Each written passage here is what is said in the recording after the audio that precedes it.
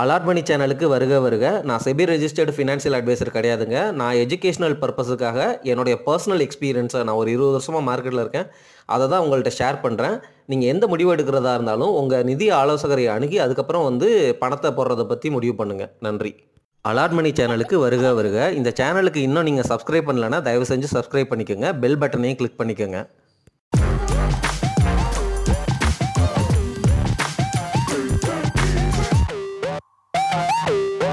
அனைவருக்கும் வணக்கம். நம்ம ஸ்டாக் மார்க்கெட்டில் இருக்கிறோம் அப்படின்னா ஒரு நியூஸை நெகட்டிவாகவும் பேசலாம், அதே சமயம் பாசிட்டிவாகவும் பார்க்கலாம். இப்படி பல ஆங்கிளில் ஒரே விஷயத்தை நீங்கள் பார்க்குறது மூலமாக உங்களுக்கு கன்விக்ஷன் பில்ட் ஆகி அந்த இடத்துல நீங்கள் எந்த மாதிரி முதலீட்டு முடிவை எடுக்கணும் அப்படிங்கிற அளவுக்கு நீங்கள் வளரும் பொழுது தான் நீங்கள் ஒரு நல்ல முதலீட்டாளராக மாறுறீங்க. அதனால் குழப்பி பேசுகிறான், மாற்றி பேசுகிறான், அந்த மாதிரி ஆங்கிள்குள்ளே போய் உங்களை நீங்களே ட்ராப்புக்குள்ளே மாட்டிக்காதீங்க. ஒவ்வொரு பாயிண்ட்டுக்கும் ஒவ்வொரு கருத்துக்கும் ஒரு வியூ இருக்குது. அதை கொஞ்சம் ட்ரை பண்ணி என்ன ஆங்கிளில் பேசுகிறாங்க அப்படிங்கிறத நீங்கள் புரிஞ்சுக்க ட்ரை பண்ணுங்கள். ஃபினான்ஷியல் எக்ஸ்பர்ட்ஸ் எல்லாமே இப்படி தான் பேசுவாங்க. உதாரணமாக நம்ம வீடியோக்கள்லையே நான் தொடர்ந்து பேசிட்டு வர்றது என்ன அப்படின்னா, நம்ம ரீட்டைல் இன்வெஸ்டர்ஸ் தொடர்ந்து காசை small cap fund, mid cap ஃபண்டில் அதிகமாக போடுறாங்க. ஃபண்டு மேனேஜர்ஸ் ஒரு பாயிண்ட்டுக்கு மேலே காசை வச்சுருக்க முடியாது. அதனால் அவங்க இன்வெஸ்ட் பண்ணியே ஆகணும். அதனால் அதே ஃபண்டில் உள்ள அதே குவாலிட்டியான ஸ்டாக்ஸில் தொடர்ந்து முதலீடு பண்ணுறதுனால அந்த ஸ்டாக்ஸ் எல்லாமே வேல்யூவேஷன் ஜோனை தாண்டி பபுள் டெரிட்டரிக்கு போயிருச்சு. இப்படி எல்லாரும் மிட் கேப் ஸ்மால் கேப் ஃபண்டில் லாங் ரன்னில் 20% மேலே சிஏஜிஆர் கிடைக்குது அப்படிங்கிற அந்த ரிட்டனை இந்த கோவிட் டைமில் பார்த்ததுனால இதே மாதிரி ரிட்டன் நமக்கு வேணுங்கிற ஆசையில் தொடர்ந்து சிப் பண்ணுறாங்க. அதில் ஒரு ஹேர்டு மென்டாலிட்டி இருக்குது அப்படிங்கிற மாதிரி நெகட்டிவாக பேசியிருந்தேன். ஆனால் அதே விஷயத்த இன்னொருத்தர் பாசிட்டிவாக பார்க்குறாரு. எப்படி பார்க்குறாரு அப்படின்னா, ஒரு HNI ஹை நெட்வொர்த் இண்டிவிஜுவல்ஸ் அல்லது மிகப்பெரிய இன்வெஸ்டர்ஸ் எல்லாமே கொஞ்சம் டைம் பண்ண தான் பார்ப்பாங்க. மார்க்கெட்டில் எப்போ வேல்யூவேஷன் கம்மியாக இருக்குது அப்போ பல்காக உள்ளே இறக்கி அதிக லாபத்தை பார்க்கலாம் அப்படிங்கிற மாதிரி வெயிட் பண்ணிகிட்டே இருப்பாங்க. இந்த HNI இந்த ஹை நெட்வொர்த் இண்டிவிஜுவல்ஸு இவங்களுக்கு வாய்ப்பே கிடைக்கல. ஏன்னா நம்ம ரீட்டைல் இன்வெஸ்டர்ஸ் தொடர்ந்து சிப் பண்ணிகிட்டே வர்றோம். அதனால் முன்னாடி இருந்த அளவுக்கு 2008 அல்லது 2020 உடஞ்ச அளவுக்கு மார்க்கெட் உடையவே இல்லை. ஒரு மாதிரி லைட்டாக கரெக்ட் ஆகிட்டு அங்கேயே கன்சாலிடேட் ஆகுது, பெருசாகவே கிராஷ் ஆக மாட்டேங்குது. அப்படிங்கிறது ஒரு பாசிட்டிவான விஷயம். ஏன்னா நம்ம ரீட்டைல் இன்வெஸ்டர்ஸ் எல்லாமே மார்க்கெட் மேலேயும் நம்ம இந்தியன் எக்கானமி மேலேயும் ரொம்ப கான்ஃபிடெண்ட்டாக இருக்கிறதுனால தொடர்ந்து சிப் பண்ணிகிட்டே இருக்கிறாங்க. புரியுதுங்களா? அதனால் HNIஸ்க்கெல்லாம் வாய்ப்பே கிடைக்கல அப்படிங்கிறது தான் அடுத்த ஆங்கிள். ஆனால் நம்ம தொடர்ந்து பேசிட்டு வர்ற இந்த விஷயத்தை நீங்கள் மனசில் வச்சுக்கோங்க. Markets can remain irrational. பகுத்தறிவு இல்லாமல் கண்ணா பின்னான்னு பல வருடங்களுக்கு கூட இருக்கலாம். ஆனால் ஒரு நாள் அல்லது ஒரு பீரியடில் அந்த பிஸ்னஸினுடைய அந்த ஸ்டாக்கினுடைய ஃபண்டமெண்டல்ஸை அது கேட்ச் பண்ணும். இதனால தான் திரு ஆனந்த் ஸ்ரீனிவாசன் சார் மாதிரி ஆட்கள் எல்லாம் கர்நாடகா பேங்க்கு, சவுத் இந்தியன் பேங்க்கை ரொம்ப பாசிட்டிவாக பேசுகிறதுக்கு காரணம், அதனுடைய புக் வேல்யூவே 100 ரூபாப்பா, 60 ரூபாய்க்கு உனக்கு கிடைக்கிது அப்படிங்கிற மாதிரி பேசுவாங்க. இதெல்லாம் தான் நீங்கள் புரிஞ்சிக்க வேண்டிய விஷயம். என்ன கேட்டிங்க அப்படின்னா, இந்த மாதிரி வேல்யூவேஷன் ஜோன்லேருந்து பபுள் டெரிட்டரிக்கு போகுது அப்படிங்கிறதுக்காக நம்ம சும்மா சிப் பண்ணிக்கிட்டே இருக்கக்கூடாது. மியூச்சுவல் ஃபண்டாக இருந்தாலும் ஸ்டாக்காக இருந்தாலும் எந்த ஸ்டாக்கை எந்த வேல்யூவில் வாங்கணும் அப்படிங்கிற ஒரு விஷயம் இருக்குது. அதை புரிஞ்சு தான் நம்ம முதலீடு பண்ணணும். மியூச்சுவல் ஃபண்டுக்கும் PBI ரேஷியோ இருக்குது. PBI ரேஷியோ மேலே ஏறுறதுனால வேல்யூவேஷன் ஜோன்லேருந்து பபுளுக்கு போகிறது அப்படிங்கிறது அர்த்தம் கிடையாதுங்க.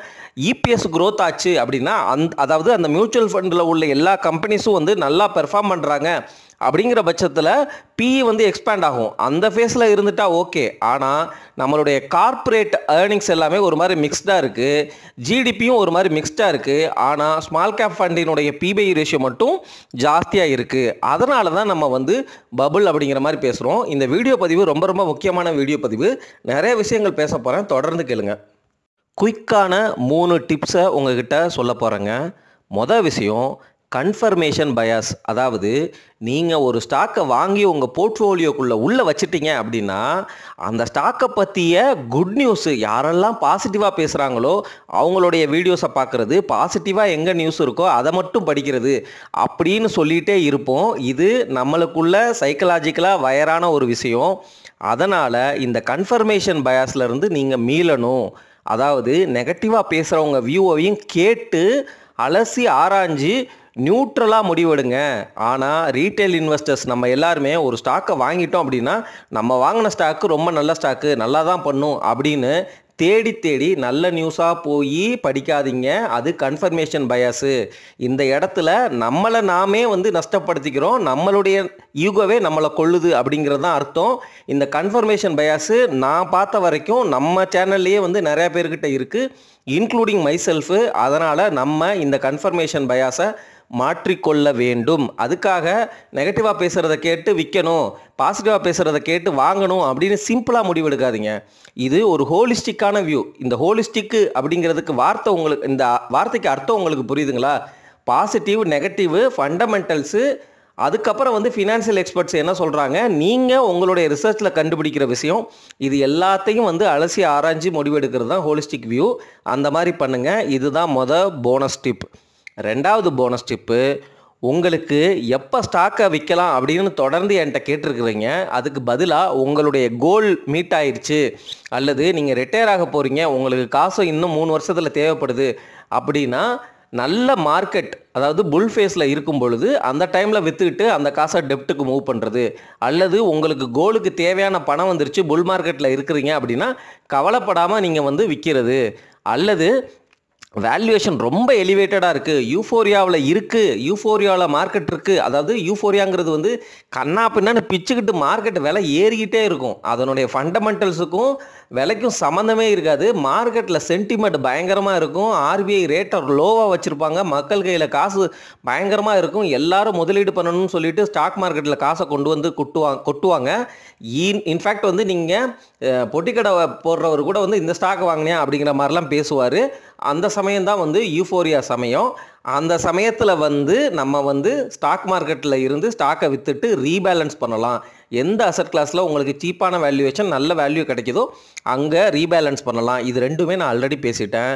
மூணாவது பாயிண்ட் என்ன அப்படின்னா, நீங்கள் ஒரு ஸ்டாக்கை அதை விட ஒரு நல்ல ஸ்டாக்கு, அதை விட ஒரு நல்ல வேல்யூவில் கிடைக்கும் பொழுது, அதாவது you have to sell when there is a best opportunity. உங்களுக்கு பெஸ்ட் ஆப்பர்ச்சுனிட்டி அப்படிங்கிறது என்னென்னா, ஒரே தரம் வாய்ந்த அல்லது நீங்கள் வச்சுருக்கிற ஸ்டாக்கை விட குவாலிட்டி ஜாஸ்தியாக இருக்கிற பங்கு வேல்யூவேஷன் நீங்கள் வச்சுருக்கிறத விட ரொம்ப கம்மியான வேல்யூவேஷனில் கிடைக்கிது. அப்படிங்கிற பட்சத்தில் நீங்கள் இந்த ஸ்டாக்கை விற்றுட்டு அந்த ஸ்டாக்குக்கு மூவ் ஆகலாம். இதுவும் ஒரு ஸ்ட்ராட்டஜி தான். ஆனால் நம்மளை மாதிரி ரீட்டைல் இன்வெஸ்டர்ஸ் எல்லாருமே இந்த ஸ்டாக்கை விற்றுட்டு அந்த ஸ்டாக்கை வாங்குகிறேன் அப்படிங்கிற ஹேபிட்டில் அடிக்ட் ஆகி லாங் டேர்ம் இன்வெஸ்டராக இருக்க மாட்டாங்க. ஒன்று. ரெண்டாவது, ஸ்விட்ச் பண்ணுறேன் அப்படிங்கிற பேரில் தரம் கம்மியான அப்படிங்கிற மாதிரி கம்பெனிக்குள்ளே உள்ளே போய் நஷ்டப்படுவாங்க. இது ப்ராக்டிக்கலாக பார்த்துருக்குறேன். அதனால தான் சொல்கிறேன், நீங்கள் உங்களுடைய நாலேஜு, இன்டெலிஜென்ஸ் லெவலு, எமோஷ்னல் அந்த கோஷன்ட், அந்த மென்டல் ஸ்ட்ரென்த்து, எமோஷ்னலாக ரொம்ப டிசிப்ளினாக இருக்கிறது, ரொம்ப நிதானமாக மெச்சூர்டாக முடிவெடுக்கிறது, இந்த ஸ்டேஜுக்கு வந்துருங்க. அதுக்கப்புறம் இந்த மாதிரி விஷயங்களை நீங்கள் மஞ்ச் பண்ணி உங்கள் மைண்ட்லேயே யோசித்து அதுக்கப்புறம் ரிசர்ச் பண்ணி முடிவெடுக்கலாமா அப்படிங்கிறத கேர்ஃபுல்லாக எழுதி வச்சு அனலைஸ் பண்ணி அதுக்கப்புறம் எடுங்க நண்பர்களே. அவசரப்பட்டு எடுக்காதீங்க. இதுதான் நான் சொல்ல வந்த ரெண்டாவது போனஸ் டிப்பு. மூணாவது போனஸ் டிப்பு, இது போனஸ் டிப்புலாம் இல்லை, நம்ம சேனலில் தொடர்ந்து டிசிஎஸ் இந்த மாதிரி கம்பெனிகள் எல்லாமே பாஸ்ட்டில் இவ்வளோ பெர்ஃபார்மன்ஸ் கொடுத்துருக்குறாங்க, அதனால் அவங்க மேலே எனக்கு நம்பிக்கை இருக்குது, திருப்பி இந்த கிளைமேட்டை சமாளித்து பின்னாடி வந்துடுவாங்க, நம்மளுடைய க்ரோத் ஸ்டோரி சூப்பராக இருக்குது, அதாவது இந்தியாவினுடைய க்ரோத் ஸ்டோரி சூப்பராக இருக்குது, அதனால் வாங்குகிறேன் அப்படிங்கிற மாதிரி நானே பேசியிருக்கிறேன். ஆனால் நீங்கள் புரிஞ்சிக்க வேண்டியது ஒரே விஷயந்தான். என்ன அப்படின்னா, past performance doesn't mean in future you will get the same performance. இது வரைக்கும் இவ்வளோ பெர்ஃபார்மன்ஸ் வந்ததுனால ஃப்யூச்சர்லேயும் இதை விட அதிகமாக பெர்ஃபார்மன்ஸ் வரும் அல்லது இதே பெர்ஃபார்மன்ஸ் வரும் அப்படின்னு நம்ம எதிர்பார்க்குறது நம்மளுடைய முட்டாள்தனம். இதே பாயிண்ட்டை நான் உங்களுக்கு வேறு மாதிரி சொல்லியிருக்கிறேன். எந்த அசட் கிளாஸாக இருந்தாலும் நீங்கள் ரிஸ்க் எடுக்கிறீங்க. எந்த அசட் கிளாஸுமே பெஸ்ட்டு அப்படிங்கிறது கிடையாது. ஒவ்வொரு அசட் கிளாஸுக்கும் ஒரு தன்மை இருக்குது.